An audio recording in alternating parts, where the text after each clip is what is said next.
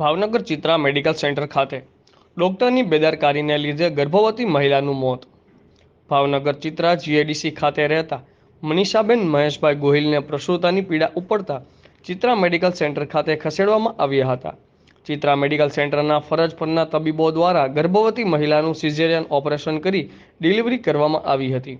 એ સમયે મનીષાબેનની તબિયત બગડતા તેમનું મૃત્યુ થયું હતું। મૃતક મહિલાના પરિવારજોના કહેવા મુજબ ડિલિવરી સમયે ડોક્ટરની ઘોર બેદરકારીને કારણે મનીષાબેનનું મૃત્યુ નીપજ્યું છે તેવા આક્ષેપો મનીષાબેનના પરિવારજનોએ કર્યા હતા અને ચિત્રા મેડિકલ સેન્ટરના તબીબો સામે કાયદેસરની કાર્યવાહી કરવા માંગ કરવામાં આવી હતી। રિપોર્ટર અનવર લક્ષ્મીધર, આઝાદ મીડિયા લાઈવ, ભાવનગર। ત્યાં બ્લડ જવા મળ્યું અને તેમનું ડેથ થઈ ગયું છે, તો એને ડૉક્ટરોએ ના પાડી પીએમ નથી કરાવવું। ત્યાં બહુ પ્રેશર થયું, તો છતાં આગેવાનો અને બધાના સહકારથી આજે અહીંયા પીએમ સેન્ટરે આવી ગયા છે અને પીએમની કામગીરી ચાલુ છે।